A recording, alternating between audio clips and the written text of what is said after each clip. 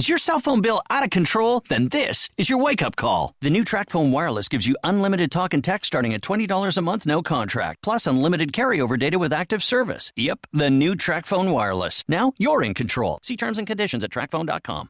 The Buffalo Niagara Business Ethics Award is the premier business ethics award in our region, a business lifetime achievement award that measures success not on profit, but on the bond of trust built with customers, employees, and other businesses. The Buffalo Niagara Business Ethics Award is an award that's not given, it's earned. This is Scott Beeler of the Wester Auto Group, recipient of the Buffalo Niagara Business Ethics Award. This award confirmed our code of ethics and the manner in which we operate our business, and it validated to our employees the importance of their personal integrity and the value that integrity brings to our company. Nominate a company today for the 2020 Buffalo Niagara Business Ethics Award, honoring small, mid, and large-sized companies. Chances are you know a well-deserving business. Make your nomination online at buffalobusinessethics.org by October 25th. That's buffalobusinessethics.org. In partnership with BS&P CPAs and Consultants, Niagara University, Business First, and WBEN. Hello, this is Marcia Brogan of Marcia Brogan Insurance Agency. We help create solutions to take your worries away, and I'm located at 5001 Genesee Street, Buffalo, New York, 14225. You can reach me at 716-684-6000 or marciabrogan.com.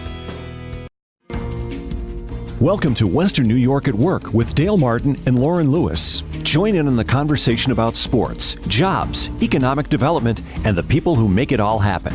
If you're interested in growing your business, understanding the latest trends in and around Western New York, then join the discussion at 803-1520. Now, here's Dale Martin and Lauren Lewis. Good morning, Buffalo. Welcome to Western New York at Work, your business-friendly conversation live here at ESPN 1520 AM, where we talk about sports, jobs, economic development, and always the people that make it happen. And I'm joined also here in studio with my wonderful co-host, Lauren Lewis. Lauren, good morning. Good morning, Dale. How are you this morning? I'm doing absolutely perfect this morning. Perfect? Perfect, yes. I mean, Tell me why. Well, the weather's beautiful. It's, I guess you call it an Indian Falls. Indian summer. Okay, I knew it was one of them. But fall is my favorite season. Yeah. And I'm excited about many of the things that we're going to be doing, as we finish out the year. Mm-hmm. There's so many exciting things that are happening in and around Western New York. So yeah, I love this time of year. It's just so beautiful, especially when you have a nice sunny, but like a little crisp day like today. It's gorgeous. And the leaves are changing, but not. I just haven't noticed that the leaves quit changing quite yet. They haven't been as vibrant. They're starting to change just a little bit. I'm hoping to start changing in the next couple of weeks and really get those beautiful fall colors. Yes. And we have our producer, Joe. Joe, how are you this morning as well? Hi, Joe. Doing fantastic. How are you guys? You're doing great. Joe, you have got to be riding high with how well the Sabres are doing right now. You have no idea. It's a great feeling waking up the next morning after a Sabres win. It's fantastic. I know. They've honestly been impressing me so far this season. They've been fun to watch and have some exciting games so far. A couple that they've won in overtime. Unexpected. Really I really didn't think they were going to look this good, but I don't want to get hurt again. That's the thing. Last year it was kind of the same story, and they had a really good start, and then they were the worst team in the league after that. So not anymore. No, I know. I think as sports fans, though, especially Buffalo sports fan, we've developed really thick skin about our teams. We know how to get excited when they're doing well, but we also have that little bit of hesitation underneath us, and that thick skin's for when it just changes. Yeah, so exactly. Hopefully not this season, though. One Buffalo. I don't want to say I believe just yet, but I'm getting there. Okay. I don't want to get disappointed. Yeah. Right. Well, season's still young. We'll come back to our sports update, but let's first talk about our guests. We have the one and only Marcia Brogan. Marcia C. Brogan. Okay. With Marcia. Good morning, Marcia. Welcome Good back. Morning. Good morning. Oh, I'm so excited to be back. Thank you for having me. So of course. More nightmares? More nightmares. It's Halloween here, so this goes right along with the theme of insurance nightmares. Okay. And you didn't come alone. No, I did not. Today, I want to reintroduce my guest. He was here the last time with us, Chris Goss. He's Vice President of Philadelphia Insurance of New York, and he's here to talk with me more about cyber. So, welcome, Chris. Thanks for coming back. Hi, again. Chris. Thanks for inviting me back. Yes. Lawrence, nice to meet you. Dale, good to see you again. Yes. So, Chris, it's been a month now. So, what's happening, changed, and been fluid in your world since the last time you were in studio with us? Interesting you should bring that up. Last week, a local company had a ransom attack on their system, data system, and a ransom attack, essentially the outside company takes control of the company's data, computer systems, so they're inoperable, can't use it, and then they ask for money. In this case, it was a form of Bitcoin. Bitcoin is electronic currency. You've heard that term before. Yep. Bitcoin, right now, if you look at what it's equivalent to in terms of U.S. dollars, it's about $8,000 per Bitcoin. So in this particular situation, they had made a ransom for, let's say about 50,000 Bitcoin. So you're talking about, a loss that would have been over $500,000. Yeah. To that organization. And that was just to get a key to unlock the system so they can use it, and not knowing if any of their data, whether it be their customer data, the client data, their employee data, had been damaged or destroyed or made public, which would violate some state and consumer laws as well. And now, Chris, so if they would have had insurance on that, how would that have been covered? Actually, they did have insurance on it. Perfect. Oh, good. Unfortunately, fortunately, we were there to help, and we provided the money for the ransom. So the policy provided the ransom, and also the policy is providing the forensics that are needed to determine how to recreate or duplicate or undamage or fix the data that's been lost or stolen or damaged. So the insurance would handle all of that, subject to a deductible that they might have. And not only that, but it's the peace of mind knowing that they were able to have that coverage and not worry about it, and have experts step in and take care of it, and not have to look out and go into the marketplace to see who could help them. Mm-hmm. Well, that's actually a key point, Marcia, because as soon as the incident occurred, I was contacted by their agent. Their agent reached out to me. Immediately, we had our forensic experts and legal experts contact and work with the client to determine, what happened, how it happened, and then start negotiating on the ransom itself. The ransom demand was greater than 50 Bitcoins. Wow. So we negotiated down to help save money as well. It's interesting that this is something you have to think about, and think about being insured in. Just the way our society has changed and technology has made advancements. And now we have things like Bitcoins that we didn't have several years ago. But now here we are talking about a company that has had a ransom attack after their Bitcoin, and thank God they were proactive and thought ahead of things to have that insurance, so that if something did happen, they were covered. Well, the phishing is usually what starts it, and that's one of the steps before it heads into ransomware. So there's probably some warnings on their system that they needed to pay attention to know that it was coming. Because when polled, 80% of organizations reported a phishing incident in the past 12 months.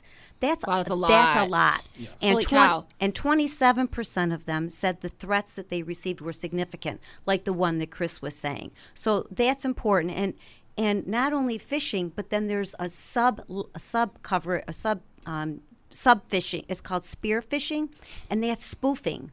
There's a lot of S words coming around here. Well, when you had mentioned it before the show, and you were talking about what you were talking about, I thought we were literally talking about fishing, like Fishing, and spear fishing, like with a spear. I was like, oh, this is interesting. I guess maybe this is the season for that. And I just didn't know. Well, let me pause us right there. Because we can come back to that. Yeah. Since we're not going to be talking about the sport of fishing, we are going to talk about what's happening in the world of sports. Exactly. Good transition, Dale. Marcia can explain what that means and what it is. Joe, turn it over to you. Thanks, Dale. The Buffalo Bills entered their bye week with a 4-1 record, coming off of a 14-7 win over the Tennessee Titans last week. The Bills currently sit in second place in the AFC East, only behind the New England Patriots, who are 6-0. Next week, the Bills will host the Miami Dolphins, who are still looking for their first win of the season. Kickoff for Bills-Dolphins is at 1 o'clock next Sunday, and you can catch the action live right here on ESPN 1520. Around the NFL, the LA Rams running back Todd Gurley will not play today against the Atlanta Falcons, as he is dealing with a quad injury. Malcolm Brown is expected to be their featured running back. today for the Rams. NFL Network's Ian Rappaport is reporting that that Carolina Panthers quarterback Cam Newton isn't a lock to the Carolina Panthers starter once he returns from his foot injury. Kyle Allen has won all 3 games since he took over for Newton as the starting quarterback for the Panthers. Kansas City Chiefs wide receiver Tyreek Hill is questionable for today's matchup against the Houston Texans. Hill has missed the last 4 games with a shoulder injury, but is trending towards playing today. The struggling UB Bulls were also on a bye this week and will take the field next Saturday as they will host Akron Zips at 3:30, and you can catch the game right here on ESPN 1520. Over to hockey, the Buffalo Sabres continue their hot start to the season. The Sabres have a 4-0-1 record, which puts them at the top of the Atlantic Division and 3rd overall in the NHL. Buffalo is coming off a 3-2 shootout win over the Florida Panthers on Saturday night. Goals coming from Johan Larsson, Marco Scandella, and a shootout winner from Casey Middlestat. Here's Middlestat. Backhand, that does it for sure. Top shelf where Mama hides the cookies. And Casey Middlestat seals the victory for Buffalo. The Sabres are being led by their 2 franchise players early on. Jack Eichel and Rasmus Dahlin both have 7 points in 5 games. The Sabres will host the struggling Dallas Stars tomorrow afternoon at KeyBank Center. Face-off is at 3 o'clock, and you can listen to the game over on our sister station, WGR Sports Radio 550. Over to baseball, a couple games yesterday in the MLB playoffs.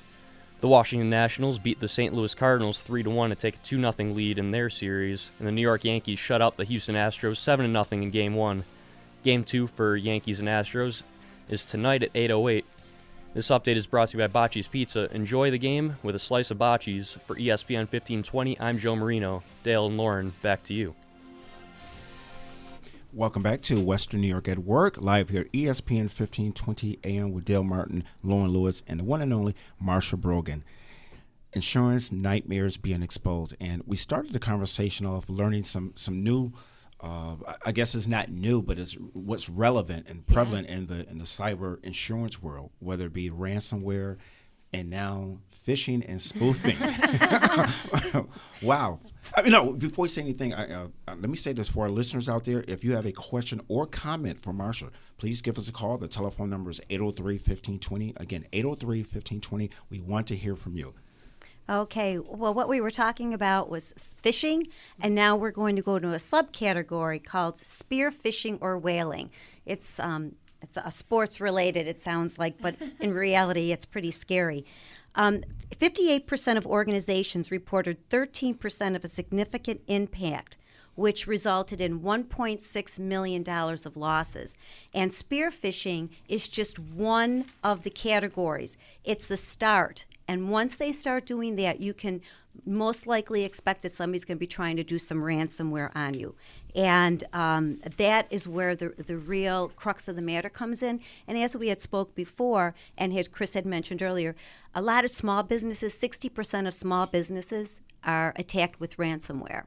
So they have been starting with little things going on. And spoofing is where you see an email come in and it looks like it's from the person, but it's really not. And when you're working on your phone, it's very easy just to see the first part of that email come in and you click on it, where on your computer you really should look at the whole email address, because if you look at the whole email address, that's where you're going to find some information. Or things that say hello or open or urgent. Those are things that you should not be clicking on because you don't know where that could lead. Is that correct, Chris? What are your thoughts? That is correct, yeah. It seems like we should be telling more and more employers how to speak to their employees to be, to have the awareness and not to open those, emails that they're not familiar with. That's correct. And some employers, go further in terms of having, trying to have the most and latest, greatest in security, to prevent some of those spam emails coming into their system. But even if they do, every employee needs to be aware of, as Marcia said, what could possibly happen and proceed with caution. And now I'm going to tell you one other thing that can happen. There's now cyber espionage. Have you heard of cyber espionage? No, first time. It's where they go in and they block your computer to steal your ideas. For example, we're going to go about sports again. The St. Louis Cardinals. Krista, are you aware of this one? The St. Louis Cardinals hacked the Houston Astros to view discussions about trades, proprietary player stats and scouting reports. And they were found to have done that, were investigated, and were fined. So, you wouldn't think that that is so prevalent. But your competitors or an angry employee, while you're somebody, they're upset, they have access to it before they go, they put something in, they put some malware. There's businesses that all they do is sit on the computers and try to access your computer. Isn't that correct? That's correct. They can. And like you said, you can also have, just an employee make a mistake that could cause a problem, and it was unintentional. Right. So whether intentional, unintentional, that's where your insurance would step into play. However, as we had mentioned the last time, the regulatory fines and fees are not covered through New York State, does not allow the insurance to cover those fines. Incredible. That's true, but in other jurisdictions it is. So, because cyber is international, you can have something that happens in another state, and then the insurance can apply. These are, it seems to me insurance like one of those things. It can vary so much state to state. That's correct. It can. And like you said, the jurisdiction and the fines, I'm sure. Like, how high can they get up to? Fines can start at $100,000. Holy start. At Wow. $100,000. And then you figure the cost of each record to produce is an average $157. So you think about all your clients, you think about all their records, you multiply it by $157. Plus, it takes about 3 months before your business realizes you've been hacked. 3 months? 3 months. It can Holy be, cow. yeah. Wow. So that means all your So it's clients... not an immediate thing. Like 3 No. months have gone by, and who knows what else could have happened in those past 3 months. Right, or what information you have all your clients, how they've been exposed. Right. So now you have to Scary. make them whole, and they're going to come to you for that type of coverage. And like we talked about last month, Chris, people think that if they have a hosting company, the hosting company will provide that insurance. Well, the hosting company may or may not. You'd be surprised how many hosting companies are not properly insured. So you really should check to see what their insurance is. Yeah. And then most importantly, if they are hacked, they're going to come to you and you're going to go to them. But your client doesn't care about them. Your No. client is doing business with you. Right. You're their direct point of contact. You're who they trust. So Right. you want to make sure you are protected so you don't lose their trust and That is expose correct. their information. So, Chris, in a case of a hosting company, they're going to take care of their most important client or the highest valued client first, and then go down the line, and there may or may not be money for all the clients that they have. That's true. They might not. And if the agreement is not a good agreement, you might not have any recourse to get any indemnification back from the hosting company. So that means your clients are left out there exposed. They're coming to you. Your reputation is now at stake. They're upset with you. And you know what they say, go on social media, one bad thing travels. A good thing yeah. takes forever, but the bad travels really fast. And that's your reputation. And that's why so many small businesses end up closing their doors, not only because they can't afford it, but because of their loss of reputation. Okay. Well, speaking of clients, I believe we have a caller that was on hold. Caller, what's your question or comment? All right, so we have one question, and he asked, if someone leaves a negative rating for your business online, can cyber insurance cover your loss if you can prove that it hurt your business? That's a great question. Yeah. I'm going to have Chris take this one. Well, now you're getting into the area. Sometimes the cyber liability insurance can also cover. And most policies have a media liability component or coverage part, which gets into libel and slander. And that's what you're talking about is slander and libel when you make something public that's based on not fact. Then the insurance could possibly then pay for. It can possibly pay, but usually that's if someone's attacking you for what you did that was libel or slander, right? So, but to go after another party, they would have to sue that other party. So if one company had a bad review, you'd have to go after that person. Your insurance itself is usually third-party protection. So it's if you did the libel or slander, Right. and then someone comes back and sues you for that, that's how the insurance would apply. Right. Chris, can you just go over what's first party and third party again for our Yeah, listeners? sure. So first-party insurance under cyber is really going to cover your information, your content, your computer system hardware, everything that we have in front of us right here in the studio, hardware, software, if it's damaged, if it's destroyed, and the data, that's what first-party insurance is going to cover, and also loss of income related to that, and also ransom, as we talked about in the first case that we discussed earlier. And also can cover the fines and penalties as well as the credit monitoring and notification costs associated with a breach or type of loss. Third party is when someone alleges that you did something wrong to harm them. So that is, you didn't protect their information. So you didn't protect your patient information, like HIPAA, when you go into the doctor's office huge. or dentist office. You didn't protect your tenant's information, your employees' information, because you have your employees' information, right? Every time you hire someone, you didn't protect that information, and then they got harmed. And how they got harmed is their identity was stolen, and then it snowballs from there. So it's going to protect the pay damages and defense from that standpoint. And media liability. Well, guys, let me just say, because we actually are running over. I knew today's conversation was going to be very fluid, but we need to take a very quick break, and then we'll be right back. Buffalo, don't go anywhere. You're listening to Western New York at Work with Dale Martin, Lauren Lewis, and Marcia C. Brogan. Do not put yourself in a situation where you are experiencing an insurance nightmare. Are you looking for a magazine that can provide engaging and educational articles, purposeful and impactful advertising, and complete dedication to the Western New York community? Then you want Buffalo Healthy Living magazine. With over 200,000 print readers and over 35,000 digital readers, Buffalo Healthy Living is Western New York's largest free healthy living magazine for people of all ages. Focusing on health, fitness, nutrition, environment, business, and community, Buffalo Healthy Living is dedicated to providing well-written and timely articles and healthy tips to support a healthy lifestyle. Embracing the highest standards of corporate purpose, accountability, and transparency, Buffalo Healthy Living offers a positive social and environmental impact. Proud to be Western New York's premier free magazine for people of all ages, Buffalo Healthy Living writes about the topics that matter most to its readers. Find it at every area Wegmans and Tops, along with thousands of other locations throughout all 8 counties of Western New York.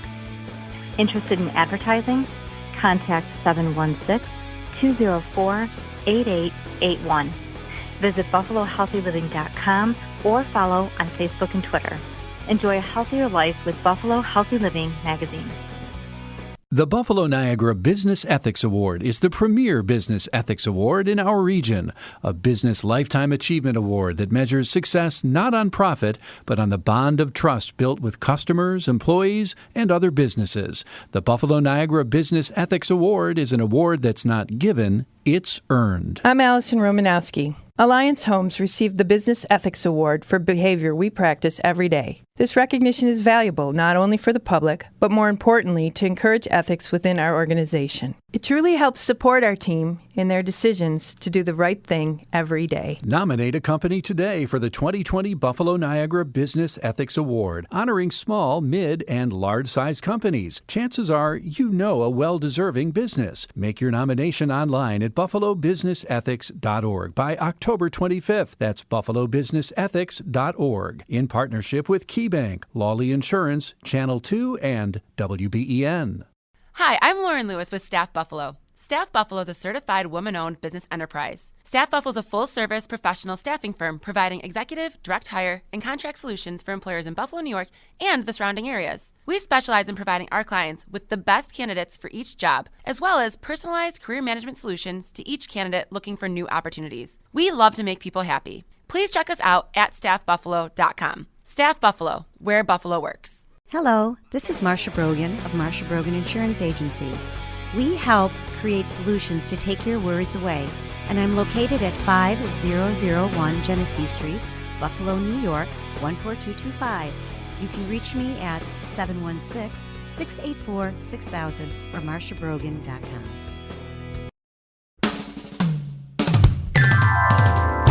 Welcome back to Western New York at Work on ESPN 1520. I'm Lauren Lewis in studio, of course, with my co-host Dale Martin, our producer Joe Marino, and This week we have Marcia C. Brogan in studio with us again, and she brought Chris Goss, and we were talking about insurance nightmares, especially in the realm of cybersecurity. That's and I correct. think right before we went to break, we did have another caller call in. Joe, what was the caller's question? Yes, we had a caller, and she asked, should I be concerned about joining a gym if they don't have cyber insurance? Should I be concerned about joining a gym if they don't have cyber insurance? Well, the gym membership has all your information, and the cyber insurance not only covers. They might say, "Well, we don't have anything on the computer. We don't have anything on the internet," which they most likely do. But if they say they don't, cyber insurance also covers paper. So when you go in there, you have to fill out an application. They take your pertinent information.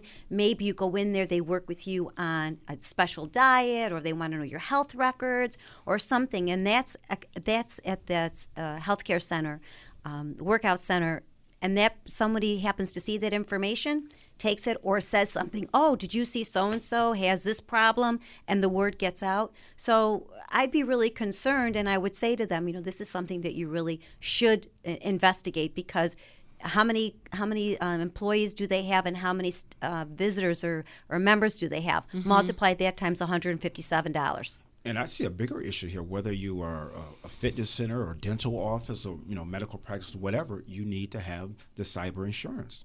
I think about any facility that has their client information, with the credit cards on file, your contact information, personal information, like any place like that should really have cyber security insurance. It's not insurance. a matter of if, it's a matter of when.